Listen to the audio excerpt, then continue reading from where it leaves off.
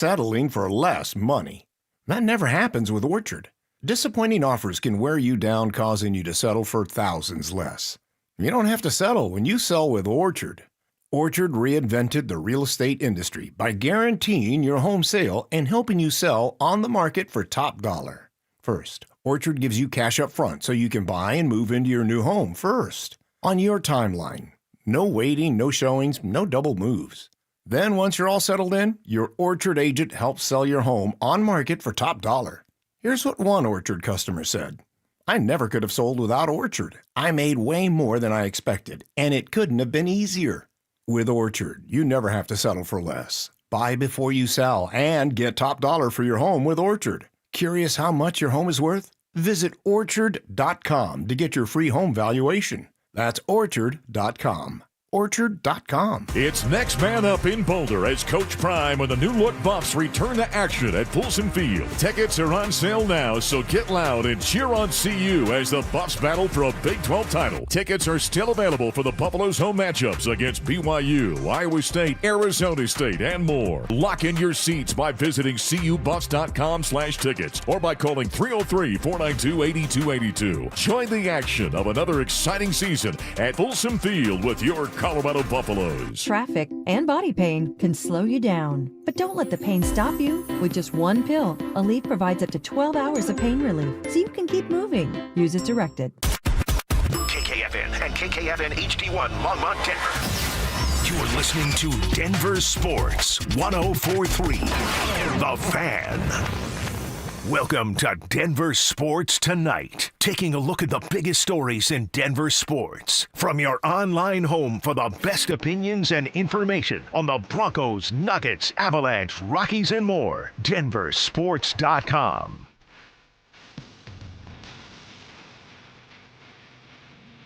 And it is Denver Sports Tonight on this Thursday night edition of Denver Sports Tonight. You got Marcello Romano. You got yourself on the RamosLaw.com text line, 303-713-1043. And you got the Mez, Dante Gomez, hanging out with us. We will take you over the next hour as week 2 of the NFL season, week 3, my bad, is getting started here in, momentarily as Buffalo takes on the hapless Miami Dolphins. I want to start here, Dante, because I guess the first question I would ask you, and I think I heard you on Monday night, I don't think you took the loss against Indianapolis as maybe hard as some of people in Broncos country did. You kind of were optimistic about it. Am I wrong? Am I misstating your position on it? No, I think that's fair to say. I mean, it was a missed opportunity, but I don't think it's one of those where going into the game, it was a guaranteed win by any means. I thought it would be close. I am concerned now, especially as we kind of flip the page. It was one of those wins that I think most people, if you were going down your preseason schedule markings, you had that as a win. And up until the final seconds, it looked like the Broncos were going to be able to get the job done. We all know what happened with the last-second field goal and the leverage call and then the second opportunity to do it, which the Colts kicker, credit to him, hit it as there was no time on the clock. So Broncos fall to 1-1. I'm not going to go back in time, and because I think a lot of us have. It's like at certain points things may hurt in the moment, but you got to move past it. And if you dwell on it, especially if you're Denver, you could find yourself in a 1-2 hole, and then you have the likes of Cincinnati coming in on a Monday Night Football game. Follow that up with the defending world champion Eagles.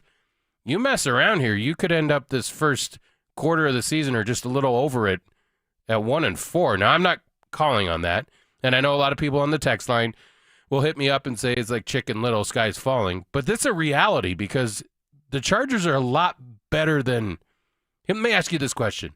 Nationally, in the preseason, who was getting more publicity? Was it the Broncos or the Chargers? The Broncos.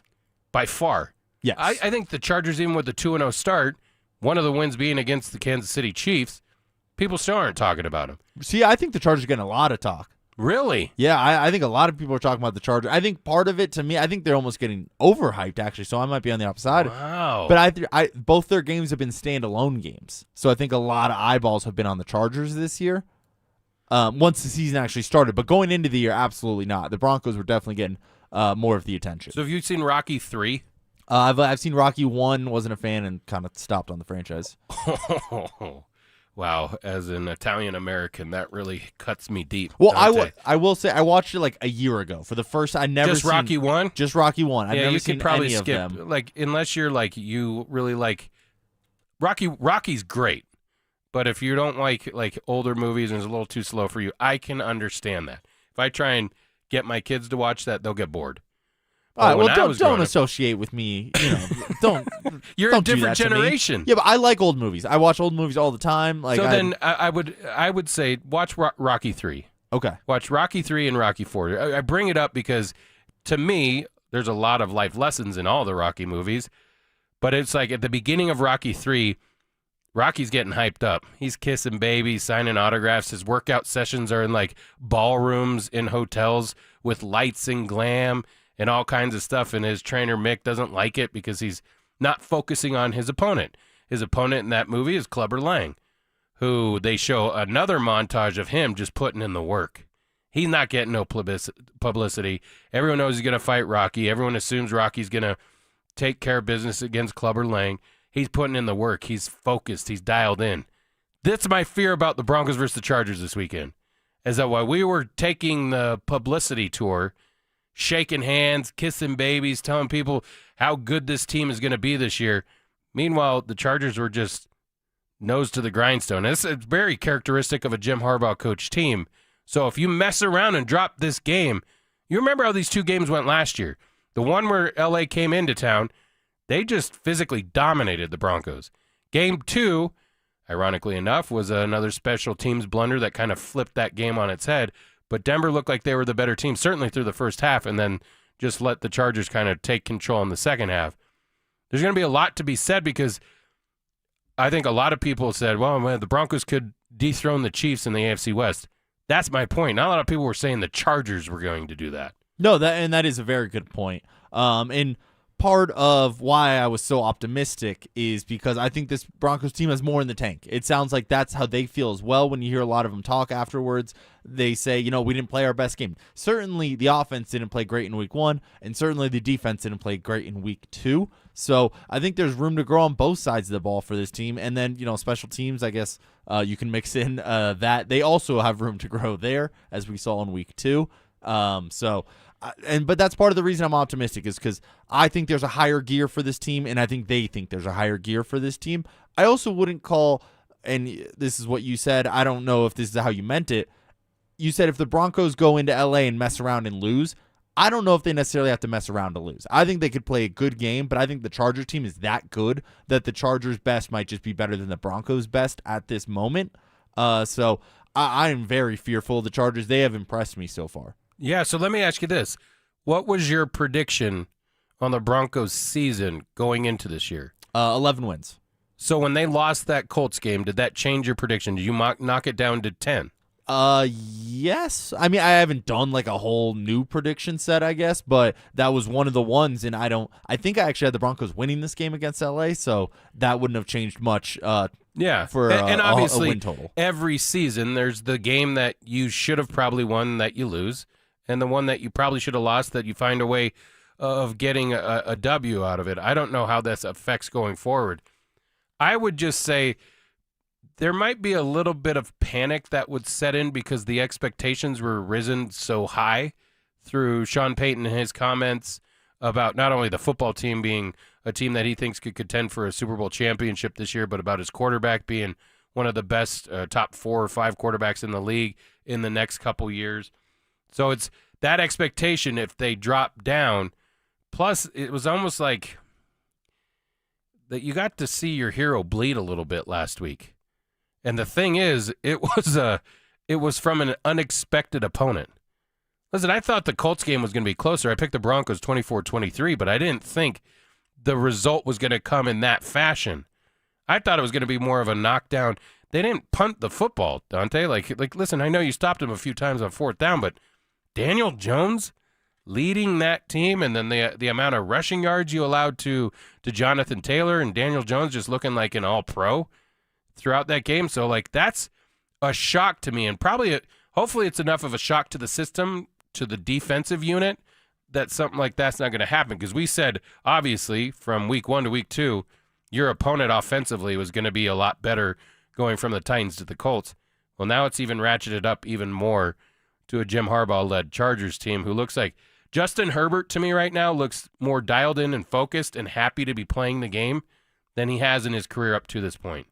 Because he's always kind of been like, it looks like it's like, nah, football's not my life. You know, Andrew Luck always kind of, I like to read books, and football's not. But now Herbert looks like he's dialed in and he's playing like it. Yeah, no, Herbert's playing incredible. I was able to find my predictions, by the way. So I did have them losing to the Chargers originally. So if they can get right this weekend and get a win, that would put them back at my 11 wins that I predicted, and that would still be on the table for him. And when I characterized after last game that I'm still optimistic, the defense has to improve the most for me. I wasn't focusing too much on the field goal at the end. That just, is what it is. Weird call, weird play that happened there. But the defense, we saw 60 minutes of that defense looking not great, not living up to the expectations of what we thought and what probably they thought, what Broncos country thought about them. So the defense definitely has to prove something to me. But yeah, Justin Herbert, that's not an easy one. I will say the Broncos defense was just struggled stopping Jonathan Taylor in week 2. The Chargers have not been able to run the ball very well to this point this season, which is a little abnormal for a Jim Harbaugh-led team because they definitely like to focus on running the ball, and they kind of, especially last year, we saw them use Justin Herbert as more of like a supplemental piece of the offense, where the run game was the eye candy, what you really focused on there. So if they can have the Chargers continue this slow start with the run game, I think that's when the defense will be able to show up and maybe hold this team to, like 23 points or less. It's going to definitely have to be better than it was in India on Sunday, especially defensively. And you might have expected some breakdowns throughout that defense, but you certainly didn't expect it coming from the reigning defensive player of the year in Pat Surtain. Here's what he had to say about his performance this past week. I think it goes hand in hand. Like, I'm not going to be up here and just, credit him. I know what type of player I am, but there are some points where I thought my technique was a little lazy.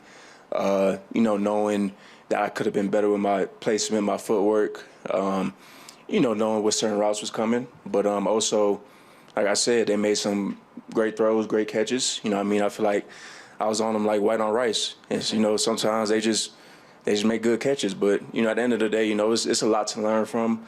A lot to gain from that. It gives me a lot of motivation to make sure that I'm on point and I'm on cue. So,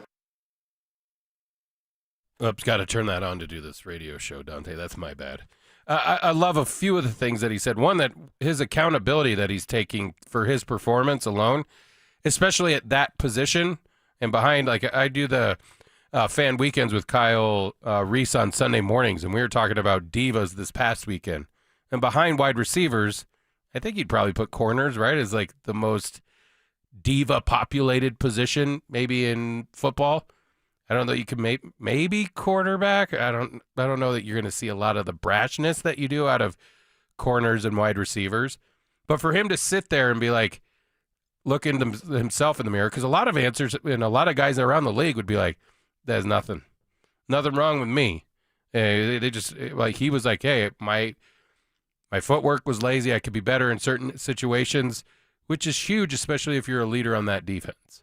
Yeah, absolutely. I like that he was taking accountability for it. What scares me a little bit, and I'm curious what your take is on this, is how much the Colts targeted him. I think it was 6 targets or 6 catches at least on him.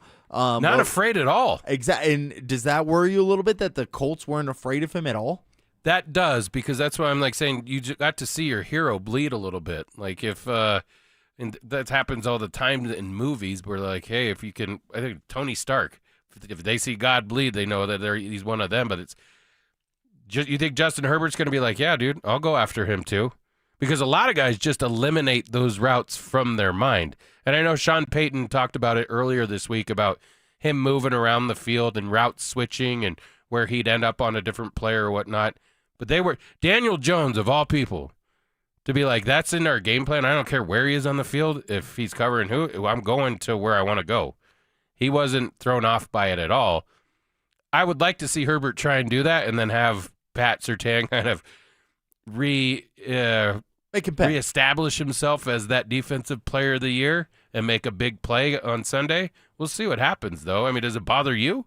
It bothers me, absolutely. I mean, for the longest time, Broncos country, myself included, it is the teams are just not going to throw a Pat Surtain. That's just not what's going to happen. If they do, it's going to be real selective. It's going to be, maybe like once, twice, 3, 4 times a game. Not much more than that.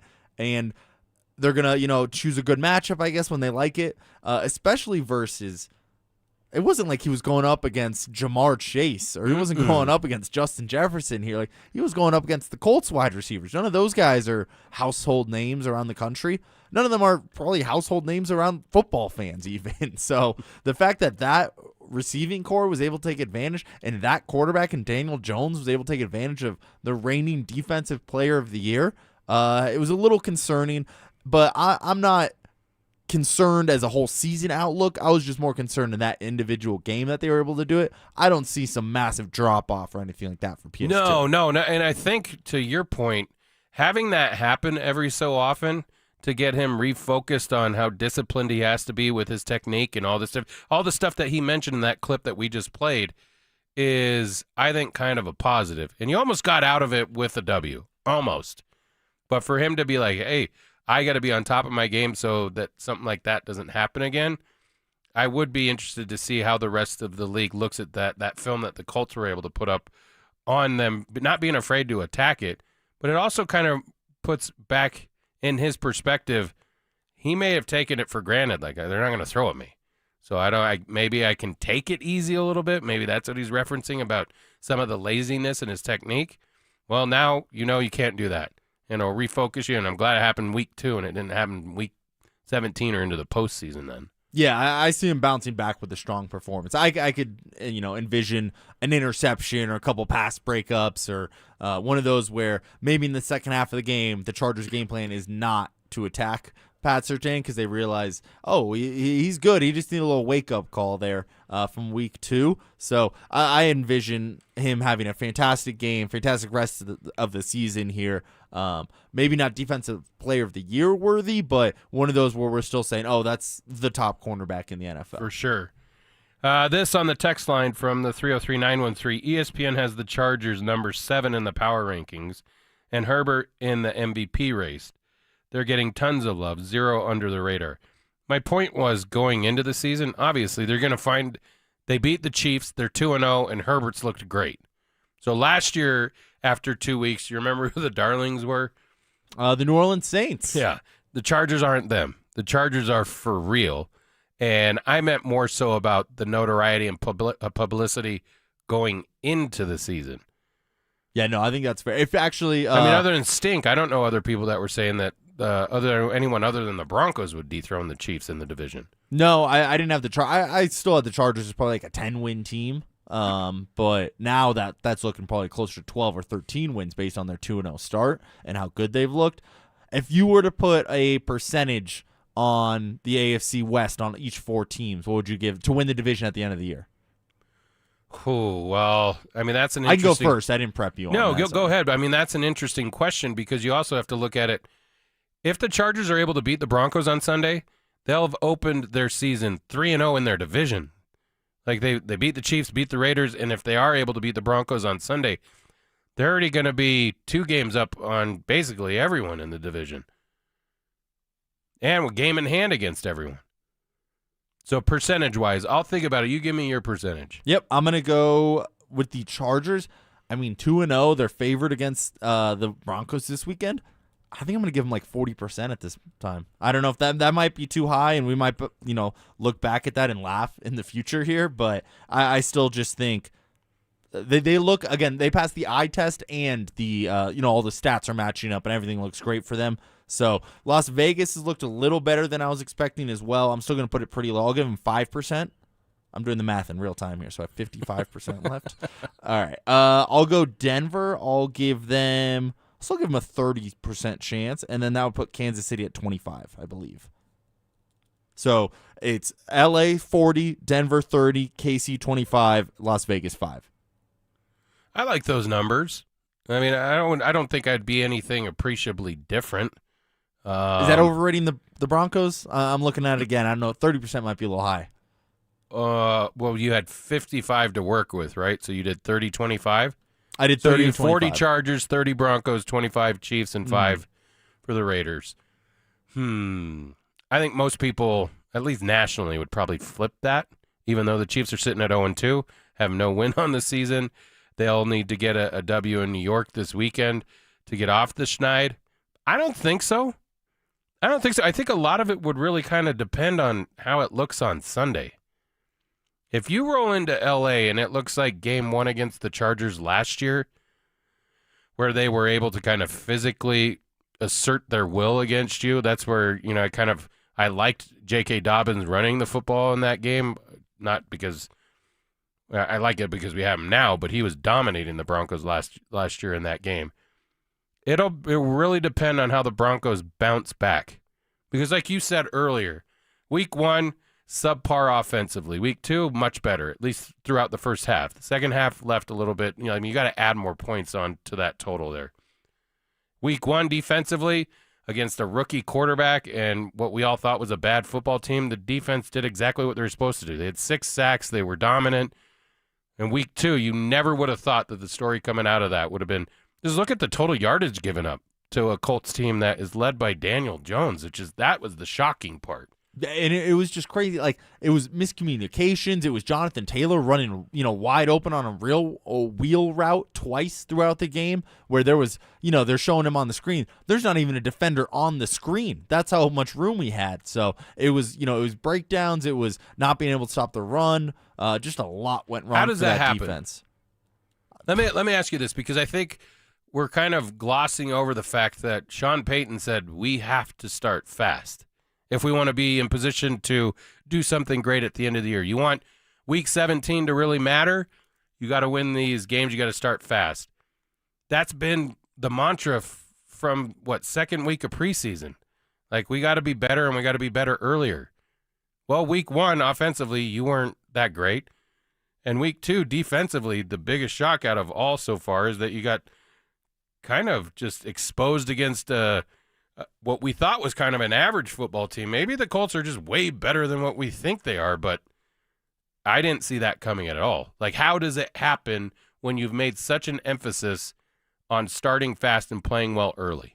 Yeah, I think maybe they overlooked Daniel Jones and the Colts, and maybe they rested on the fact that how good they looked against the Titans and Cam Ward. And I know he's a rookie, but Cam Ward he kind of did his part in that Titans game. It was the rest of the offense wasn't really helping him very much. And so the defense looked pretty good there. I think maybe they just overlooked Indianapolis. And do you find it concerning that, let's count them up now, the Chiefs game in Arrowhead last year came down to a special teams blunder. You could say the Chargers game in L.A. last year, at the end of the half, special teams type of blunder in which Jim Harbaugh was able to take advantage of it with that free kick, and it kind of changed that game. I'm trying to think. It's like, and you bring in Rizzy because you think, we've had a history together, and your first difficult loss comes on kind of a special teams mistake late in that game. Are you concerned about that?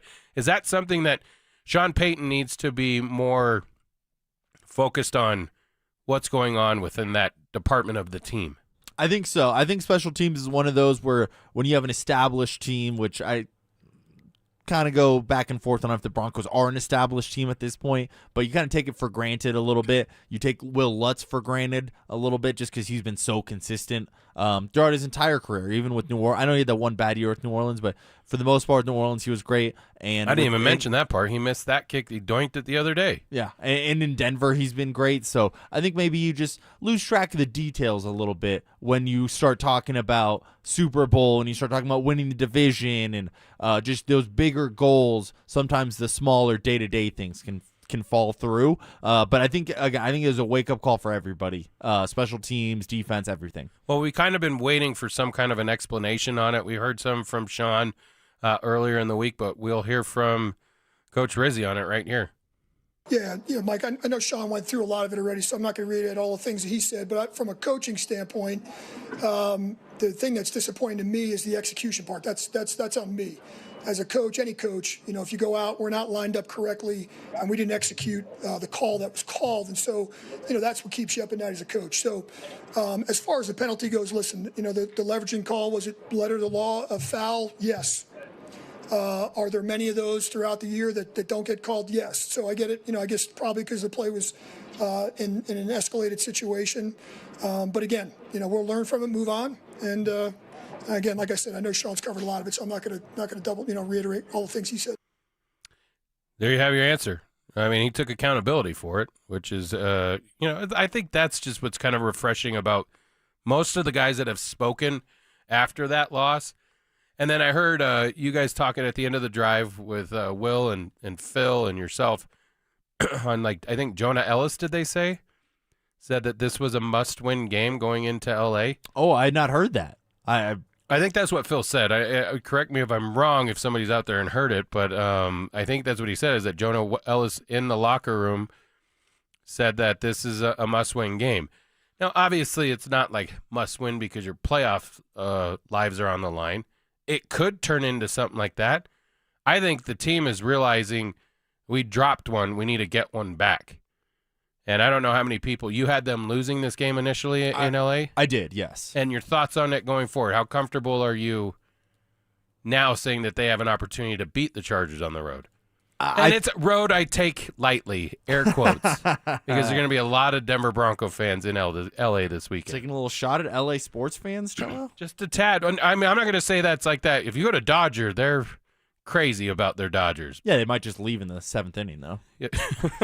But I'll take a shot at Dodger fans for you. But as far as the LA Chargers, you get a lot of road teams that are going to have a pretty substantiated fan base there for those games. No, they will. I was just kind of messing with you there. I feel pretty similar as how I felt before the season. I think if you can find a way to win this, great. But I'm not necessarily expecting it at this point. Yeah, I'm concerned about it. We got to get to a quick break. When we come back, you'll have tomorrow to make a prediction. I think I have all the way up till Sunday morning to make a prediction. We'll break it down as much more as we can as possible. We'll also get into a little Buffs and Rams for their opponents this weekend, kind of a big weekend for both programs if they want to go bull hunting. And then we'll finish out the show kind of honoring a baseball legend who's going to call it quits shortly. You'll get all that next coming up on Denver Sports Tonight. Stokely and Evans with Mark Schlereth. I never realized that this guy was so good run after the catch. Troy Franklin, flat out unbelievable job by him. It has been so impressive watching him take the jump from year 1 to year 2. Denver Sports 104.3. The Fan. Hey guys, Mark Schlereth here from my friends at Xfinity, and the other day I'm over at a friend's place. He's pumped to watch football, but his setup, total mess. Lagging, buffering, switching between apps, trying to find a game. He claimed to be a big fan, but I feel like I was being fan-fished. See, if you call yourself a football fan, you gotta have Xfinity. It's the ultimate sports destination. I can find the best games and my favorite teams all in one place. And the way I watch, well, it's next level. It's the perfect fan flex. I've got all the action right in my living room, plus Xfinity's best picture and sound with enhanced 4K, so clear it feels like I'm in the stadium. Sometimes I've got 4 games going on at once. Why? Because why not? On top of that, I get real-time notifications, live stats right on my TV. It's the best seat in the house every single time. Next game day, make sure that big fan isn't a big fail. Learn more at Xfinity.com. Xfinity, imagine that. Restrictions apply. Multi-view requires Xfinity 4K cable TV box. This is Jeff for Rocky Mountain Men's Clinic, where we've successfully treated thousands of men for low testosterone and helped them feel like their old selves again. Please take a moment and listen to how we help Greg. Hi, my name is Greg. I've been a patient of Rocky Mountain Men's Clinic for over 10 years. I noticed that I was really tired. I was lethargic. I didn't sleep really well, and I was overweight. My waist was 4 inches over what it should have been. It was really difficult for me to lose the body shape I didn't like. And of course, my marriage, yes. No man in their 40s wants to have low libido in their marriage. I'm really thankful for this therapy because it just makes me feel the man I want to be, active, at home, everywhere. If you're feeling like I was, call the Rocky Mountain Men's Clinic today. and get checked. You have nothing to lose and everything to gain. Thanks, Greg. It's true. Low T therapy will likely change your life. Your initial appointment is only $99 and includes blood work and a medical consult. Call 720-440-7900 or go to RockyMountainMen'sClinic.com. Attention golf lovers! The city of Aurora has you covered this fall. Home to 5 beautiful courses, there's no better place to play than Aurora. What's up, guys? It's Zach here. I enjoy leaf peeping every fall, but instead of heading to the mountains, I'm heading to my local Aurora golf courses. Saddle Rock, Aurora Hills, Spring Hill, Meadow Hills, and Murphy Creek have stunning Rocky Mountain views with the fall colors we adore. For more information and to book a tee time, visit golfaurora.com and give them a follow on Facebook, X, and Instagram at golfauroraco. Whether it's kickoff, halftime, or the final drive, fuel your football season at Dickey's Barbecue Pits. Order the Two Can Dine for $29.99 deal. 2 meat plates stacked with pit smoke flavor. Or go for the new Triple Play Combo. A classic sandwich, savory side, and a big yellow cup for just $12.99. No matter who you're rooting for, great barbecue is always a win. Dickey's Barbecue Pit, legit. Texas barbecue. The right financial strategies can make a huge difference, especially if you're nearing retirement. Adam Mueller talks retirement strategies with Mile High Money.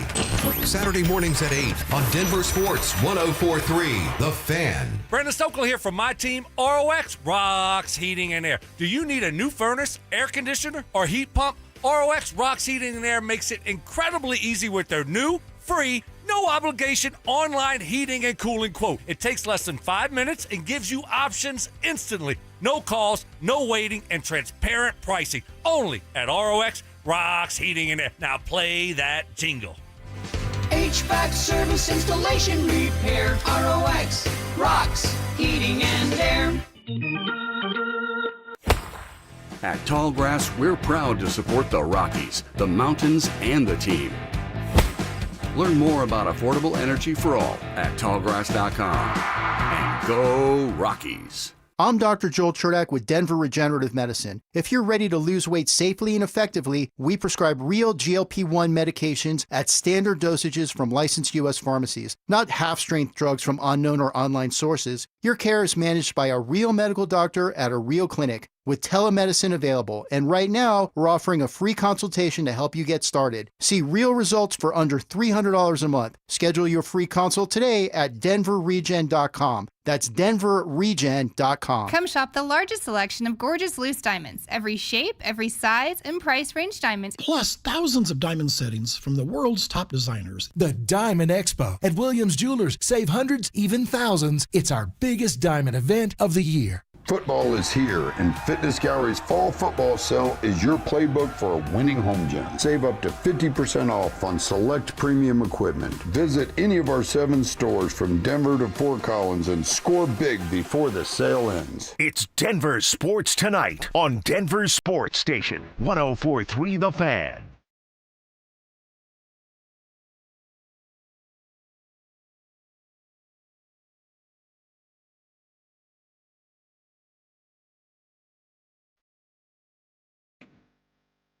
Yeah, you got to wait for that to drop right there. Back in Denver Sports Tonight, Marcello Romano, Dante Gomez, and yourself on the RamosLaw.com at text line 303-713-1043. You spent the majority of the first segment short-lived talking about the Colts loss, but about what challenges the Broncos face going into L.A. this weekend. I think we could all obviously say this game, I'm not going to claim it to be a must-win, but defensive coordinator Vance Joseph was asked about whether or not this could be a statement game for his squad, and here was his response. I'm not sure. You know, every week we play the games, win or loss, and we correct on Mondays. And we look back on what we did good, obviously. You know, we continue to move forward with that. And what we didn't do well, we fix. You know, I thought they had a good plan in the first half last week. I thought we adjusted well at halftime and kind of, bowed them up a little bit. We gave up the big run in the second half, and, they made more plays than we did in the past game. That's going to happen in this league from time to time, and no worries, big picture-wise. Wow. Okay. I don't think you got a ton out of that. You get anything out of that other than the fact that it's kind of like a blip on the radar to him that'll happen from time to time, even if you're going to be one of the, as far as everybody was, the predictions on what this defense was going to be, I didn't see that happen. I certainly didn't see it happen against the Colts in week 2. No, I did take something from what he had to say, and it was, I didn't like how dismissive he was of the performance of his defense. I would have liked if he would have been, and I know this isn't really Vance Joseph's style, but a little bit more frustrated and angry with how it went. And maybe he was, maybe it's, he spoke, I think that was either from today or yesterday. So by the time he made these comments, it's been, a few days in the rearview mirror at that point. But yeah, I would have preferred a little bit more emotion or not emotion, but putting a little bit more of an importance on that game and how bad the defense looked. Yeah, maybe a little more kind of accountability for it. Like your star player took plenty of accountability for the way he played in that game. Dante, if we're going to say the Broncos go into LA and beat the Chargers this weekend, which unit has to perform the best? Now, we've seen through 2 weeks, offense struggle, offense play pretty good in week 2, defense dominant, defense kind of get exposed a little bit against what we thought was a lesser team. And then, of course, you had the special teams blunders in week 2 as well. Who's got to perform at the highest for them to get out of LA with the W? For me, it's the defense. And we've seen the defense struggle on the road lately. In Indianapolis, even going back to last year, in Buffalo, the defense wasn't good. In Cincinnati, the defense wasn't very good. So we got a couple examples here of recently the defense not traveling very well outside of Empower Field. So to me, the defense has got to show up, and they got to hold the Chargers, like I said, to, let's call it 23 or less points. Like, I think we're forgetting that they didn't look good in November and December either. And you got a 31 put up on you in the playoff game. So if you take that back, I mean, we can talk about all the press clippings and what people think this defense is on paper. And I'll go back to the Moneyball line, Dante. If you're a good defense, why don't you defend good? Because it hasn't, other than the Cam Ward game home against the Titans, we haven't seen it since like maybe second or third week of November last year, to them being like that dominant defense. And people kind of forget about that. I think that's a great point that you bring up, is not only is it not just not at Empower, but their last 5, maybe 6 outings haven't been all that great. Yeah, especially away from home. So I think they have it in them. I mean, what we saw all, or for most of last year and what we've seen going into this season in terms of training camp and preseason, it's this defense is going to be legit. A top 5 defense in the NFL. Didn't really show up last week. I have my hopes that they are going to show up against L.A. L.A. on one day of a short week as well. Hopefully that can help the Broncos' chances a little bit there, and kind of slow down this. The offense for the Chargers didn't look great in Monday Night Football against the Raiders either. I don't think they had a whole bunch of points. A couple of the highlights that Herbert made, like they had some good plays. He's special, man. Like, and I think Danny and I were in here a few months back, and having like, would you take Herbert over Bo Nix? And I think we all said Herbert, even though Herbert hasn't had a ton of postseason success. The talent is just undeniable, and if he's like, seems like he's really focused on being the best he can be this year, as long as he stays healthy. With Jim Harbaugh leading the charge for him, like, that team is scary to me now. That's why I'm worried about this weekend. It's like the frustration of losing that game in Indianapolis. You could put yourself in a hole, and you don't want to have to come home and say, you should beat the Bengals because Joe Burrow's out and it's Jake Browning, but he played well a couple years ago. 4-3 as a starter in 2023. And their defense is terrible, so you should get that win. But you also don't want to have to feel like if you drop that game, then you got to go to Philly. Just, you can't mess around with it. That's why the sting of the Colts game is so much. And they may even play well on Sunday and lose. Exactly, yeah. It doesn't mean their best is not guaranteed to win that game on Sunday. Exactly. Do you like the mindset they have of, we mentioned Jonah Ellis said it was a must-win. Sean Payton is talking about how important divisional games are in general, but, this Sunday specifically. Do you like that mindset they're having? I love the mindset, but you've also said we need to go out and start fast, and in 2 weeks, at least one of the 2 or 3 units has not looked that good in 2 weeks. So it's like, with as much talking has been done and the positive affirmation that this team has gotten early in camp and through the beginning part of the season, is like, now let's start seeing it come to fruition.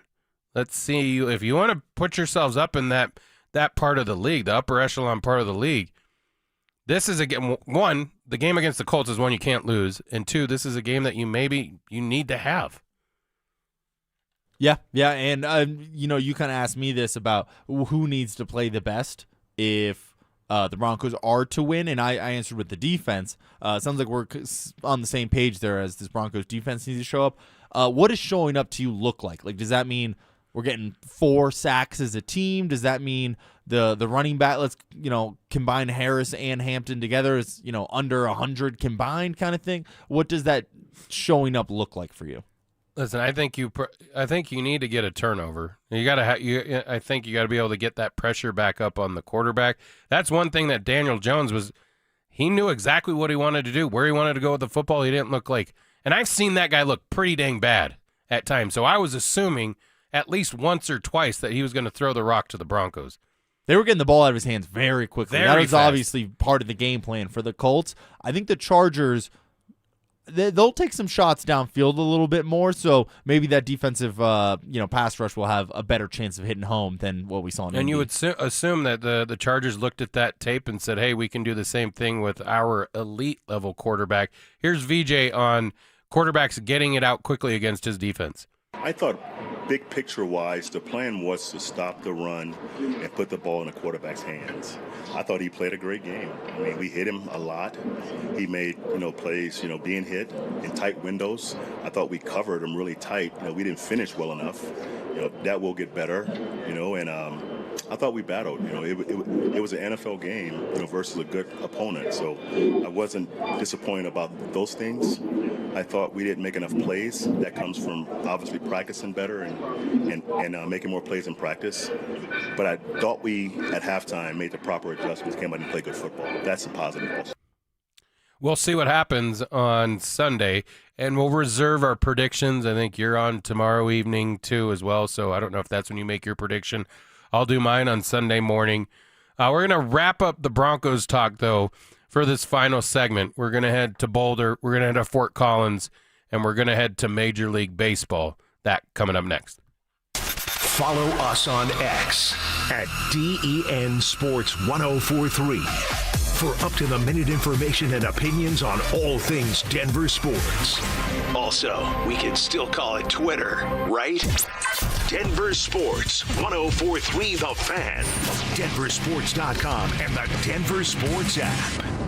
You're listening to Leaf Filter Radio, and the guru of gutter protection himself, Chris Coonahan, is here to take your most pressing leaf-related questions. Hey, everybody, Chris here. I understand we have Ron on the line. Ron, where are you calling from? Uh-oh. Ron, are you calling from a ladder? Well, I was. I wanted to ask Chris what I need to do to get my gutters ready to have Leaf Filter installed. Oh, Ron, you don't have to do anything. A Leaf Filter Trusted Pro will come out and clean out your gutters, realign and seal your gutters, and install Leaf Filter, America's #1 gutter protection system. So I didn't need to get on this ladder? Ron, Leaf Filter Trusted Pros are in your neighborhood and ready to help. Just visit leaffilter.com/deal to schedule your free gutter inspection and get up to 30% off. Thank goodness. What was that site? That's leaffilter.com/deal for your free gutter inspection today. See representative for warranty details. Promotion is 20% off plus a 10% senior or military discount. One discount per household. Wow, Leslie, your fireplace really sucks. I beg your pardon? Well, what I mean is your fireplace is literally sucking all the air out of your house and right up the chimney every time you burn it. Well, what can I do about it? Well, you could get a high-efficiency gas insert from Cozy Heat. It keeps all the air you already paid the utility company to heat, and it returns up to 80% of the fire's heat back into your house. I'd use my fireplace every chance I get if I could do that. Maybe my furnace wouldn't need to run so much. Well, that's the whole point. Hi, this is Keith Lair with Lair Fireplace and Patio, along with my niece Leslie, to tell you how a gas insert from Cozy Heat will give you the incentive to use your fireplace again. Cozy Heat gas fireplaces and inserts are made to crank out the heat with beauty and style. Lair's is Denver's oldest, most trusted name in fireplaces. Family owned and operated since 1954. We'll even give you a free in-home quote, including expert installation by our own certified in-house installers. Find us on the web at lairfireplacepatio.com. For top quality Cozy Heat Heat Fireplaces and Inserts. It's Lair Fireplace and Patio, Denver's fireplace experts. Come shop Denver's biggest, most exciting diamond event of the year. Because this week, get our lowest prices of the year on everything diamond at Williams Jewelers. It's the Diamond Expo, September 23rd through 27th at Williams Jewelers of Inglewood. Come shop the largest selection of gorgeous loose diamonds, every shape, every size, and price range diamonds, including Quiot and Hearts on Fire. It's the Diamond Expo. Plus, thousands of diamond settings from the world's top designers, including Gabriel & Company, JB Star, and Tacori. Everything diamond. Diamond earrings, rings, bracelets, and necklaces at the best prices of the year. It's the Diamond Expo. Plus, with every purchase of $5,000 or more, you'll receive a half-carat pair of natural diamond studs, a $950 value as our gift. The Diamond Expo at Williams Jewelers. Save hundreds, even thousands. It's our biggest diamond event of the year. And the diamond earrings are on us. Williams Jewelers, we can make diamonds a part of your life. Where Colorado shines.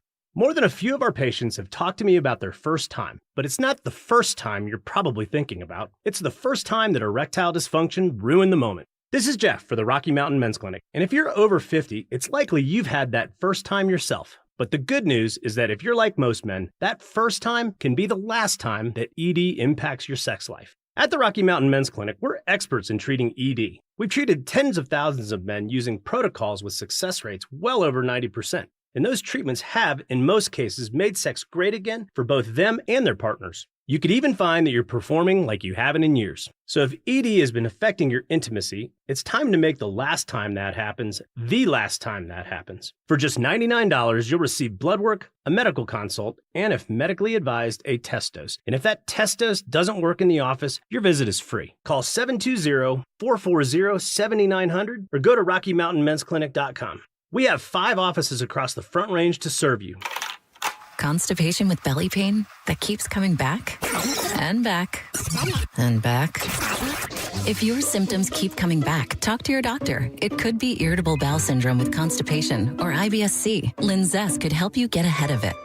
Linzess linaclotide is a prescription medicine that treats IBS-C in adults. It's not a laxative. It's a once daily pill that helps you get ahead of your symptoms. It's proven to help you have more frequent and complete bowel movements and helps relieve overall abdominal symptoms, belly pain, discomfort, and bloating. These symptoms were studied in combination, not individually. Do not give Linzess to children less than 2. It may harm them. Do not take Linzess if you have a bowel blockage. Get immediate help if you develop unusual or severe stomach pain, especially with bloody or black stools. The most common side effect is diarrhea, sometimes severe. If it's severe, stop taking Linzess and call your doctor right away. Other side effects include gas, stomach area pain, and swelling. Talk to your doctor and say yes to Linzess. Learn more at linzess.com or call 1-800-LINZESS. This segment on 104.3 The Fan's brought to you by Fitness Gallery, selling the world's finest fitness equipment. Football is back, and it's time for you to get in the game. Denver Sports 104.3 The Fan is here to help, and we're giving away a PlayStation 5 bundle. Download the Denver Sports app and tap the contest banner on the homepage for your chance to win a PS5 console, a 70-inch flat-screen TV, plus copies of Madden 26 and College Football 26. Don't wait. Download the Denver Sports app now. 104.3 The Fan, DenverSports.com, and the Denver Sports app. Denver Sports Station.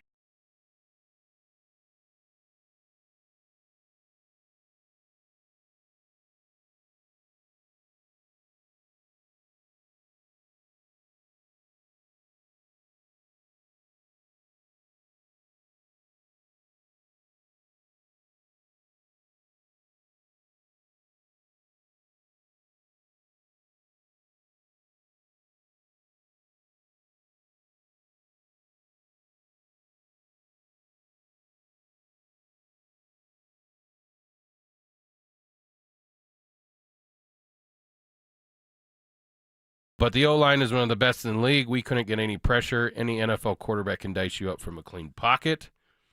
And then this one, I hate to say this, fellas, is coming from 720-903, but I truly believe this Week 3 game means so much for their season. I know how early it is, but I think it makes or breaks the season, especially with the tough games ahead. We're going to find out who this team is on Sunday. Listen, the starting stretch with the Titans and the Colts, probably the easiest. We've all heard Zach By say most winnable home game, most winnable road game. There's also the where you have like the Jets and the Giants, kind of a little break in your season there as well. So now you could make up some ground there, but obviously big challenge going into LA this Sunday. Changing gears on Saturday, Buffs and Rams back in action. Rams didn't play last week. Buffs got kind of beat up by Houston early in a season in which we've already seen kind of a quarterback carousel. The assumption or the report is that they'll go back to Payton Salter, and we'll see what happens there. The more interesting news, though, I think is 90 miles up the road in Fort Collins when you had Braden Fowler-Nicolosi kind of struggle against UNC. If you look at that box score, it's like completely dominated by CSU other than the turnover part.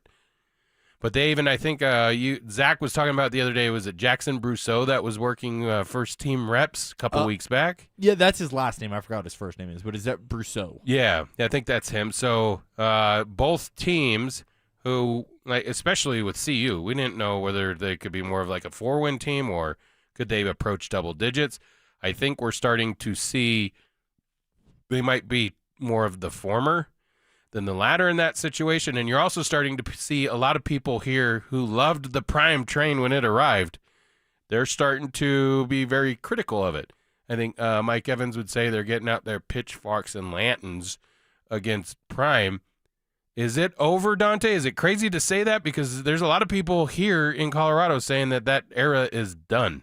I don't think it's over, but you got to turn it around pretty quickly here. I think this year you're allowed to go 4-8, let's call it. But then next year the clock starts. If next year's bad again, that's when at that point I would be ready to say it's over. But you know, they had a good start to his era. You know, they went from 1 win to 4 wins in year 1 with him. And then they, 9-3 last year. So they've made some good jumps. You're allowed to have a year of regression. You just can't let it be a trend and have 2 years of that back to back. They definitely need to win against Wyoming, though. You cannot go and let Wyoming come into your house and win. You drop that game, and they are going to be fully out. And the criticism I don't will be, see a win on the schedule if you lose to Wyoming. If you're worse than Wyoming, there's no one else on the schedule that you're going to beat. I mean, look at it. Who would you say that you could even compete against for a win? I think Arizona's better than people thought. They're sitting at 3-0. Arizona State's a team that was in the playoff last year. I know they dropped one a couple weeks back, but I think they're still a really good football team. You have the BYU game, where you saw what happened to them in the Alamo Bowl, where you got totally dominated. Yeah, I mean, Kansas State looks a little worse than we expected them there you go. to. But again, none of these are layups on the schedule. This is the layup. You got to make the layup. You can't Russell Westbrook this. No. So you have you'd assume it's going to be Payton Salter. All reports are that they're going back to Payton Salter. I don't know why he ever got yanked in the first place. And instead of just having maybe packages for the young Julian Lewis and then Ryan Staub, I just think he kind of really impressed them in that amount of time he played against Delaware, which was weird, but defensively, they got to be better. You can talk about their losses, but even against the Delaware Blue Hens, they were moving the football. They had quite a few yards. CSU, on the other hand, they got UTSA, I think, this weekend. Nicolosi's got to get it figured out. Otherwise, it could be a long year for the Rammies, too. That's for sure. Yeah. I have a little bit more belief in CSU at this point. Maybe they had a case of underestimating Northern Colorado when they came into town, but they had a bye week last week, kind of got to sit on it a little bit, and maybe that was good for that team. Yeah, well, it couldn't be worse. I mean, I watched that game on my phone out in Nashville, and I was like, what is going on with this? So you would like for both teams to be good this weekend, get W's, so that we have a little positive momentum as they kind of move into their conference schedules.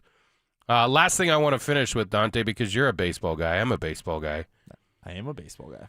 Clayton Kershaw said this season will be his last. And listen, I know there's not a ton of ties to Colorado sports or Denver sports with this one, but I do like to honor great players, Hall of Fame-worthy players, and he was very dominant against the Rockies throughout his tenure of his career. So, and when you start looking at baseball, 300 wins might be gone. There's not going to be many pitchers that will approach that. And he's not going to get there. He's at, I think, 222 now. But he did get to the 3,000 strikeout mark, which you're also going to see that number. That's going to be held in higher regard, the more that pitching is kind of controlled the way it is nowadays. Your thoughts on it? Yeah, I mean, Clayton Kershaw, what a career he's had. I'm with you. You're from Colorado, I'm from Arizona. I've been on the wrong side of Clayton Kershaw a lot during his career, but it doesn't mean I don't respect him, what he's done for baseball, and he's really felt like he went about it the right way. Not a lot of scandals going on with him. He's a family guy, or family man. Family guys, when I say that, I think of the show. He's a family man. So I'm very happy for him and his family, and he gets to call it quits on his own terms, which you don't see a lot in professional sports. So good for him, and just you're right with starting pitching not being as important in baseball as it used to be. Just what a career and what a starting pitcher, and where it's going to be a while until we see a guy like him, especially certainly anybody new. Maybe some of the existing, Chris Sale's still out there, and some of those guys are still out there, but not a lot of young pitchers coming in and having the impact like he quite did. Good for him. Listen to these accolades. I mean, he's a 2.53 career ERA, 3,037 strikeouts. His record was 222 and 96. Did not lose 100 games in his career. 11-time All-Star, World Series champion twice, and then he won the NL MVP in 2014, which that means you were very dominant as a pitcher to get that award. Yeah, the MVP. I think it's him and Verlander, the only two in modern day, or active at least, that have won that award. Verlander said he's liking the momentum. Maybe he comes back next year. Yeah, maybe he gets to that 300 win mark. Maybe he's the final one we see. And I know Kershaw got made fun of a while there for not getting it done in the playoffs. So again, it pains me to say this, but I'm happy he won a ring, 2 rings. Does he get utilized this offseason or this postseason? I don't know. Honestly, I haven't really watched a lot of Dodgers baseball. Is he part of their main rotation? Yeah, but things change in the postseason. Yeah, you're going down to 3 or 4 starters at that point. See what happens. He'll take the mound. I feel like you got to give him a goodbye at some point. Like if it's a blowout either way, throw him out there. For Dante Gomez, it's Marcello Romano. It's been Denver Sports Tonight on 104.3 The Fan. Should a new adjective be used to describe the Broncos' defense? This defense that everybody was raving about all offseason. Oh, this could be the best defense in the NFL. This could be a historic defense. Let's retire that for a while. This defense is overrated. They got exposed as being overrated. Denver Sports 104.3 The Fan. Thinking about buying a home in Colorado? You're not the only one, and now might be your best shot. We're officially in a buyer's market, which means you've got the upper hand. More homes are on the market, competition is down, and serious deals are out there just waiting to be found. Whether you're a first-time buyer or looking to upgrade or downsize, now's the time to get pre-approved. And American Financing can make that happen in 24 hours or less. And here's the kicker. When you work with both American Financing and their partner American Home Agents, you can receive a credit on closing costs of up to 1% or a max of $10,000 on your home loan. If you've been sitting on the sidelines, it's time to step in, and American Financing is the place to start. Don't let the 20% down myth stop you. You could buy a home with as little as 3% down, and with down payment assistance programs available, getting into a home might be easier than you think. Pick up the phone, call them at 303-695-7000. That's 303-695-7000, or visit them online at AmericanFinancing.net. NMLS 182334, NMLSConsumerAccess.org. Catch a ride with Evie and Otto. Catch a ride. I'm Evie. And I'm Otto. And we're fully charged. Like triple espresso charged at Foundation Chevrolet. Reminding you, federal rebates on new electric vehicles vanish September 30th. Time's ticking, and these deals are shockingly good. Foundation Chevy is here to stay. But these EV rebates are driving off fast. Together, let's drive during Chevy Truck Month. Visit FoundationChevrolet.com and see us in Wheat Ridge. Catch a ride. Your air duct cleaning experts, Ductworks. Hey guys, Mark Schlereth here. Fall has arrived, which makes now the perfect time to call your air duct cleaning experts, Ductworks at 303-425-0985. Ductworks complete ventilation cleaning packages, scrapes and vacuums every inch of your system, removing dirt, dust, and debris other companies leave behind. Here's why that matters. Your heating system kicks on in the fall. Dirty ducts can reduce efficiency, raise your energy bills, push dust into your home's air. A professional cleaning now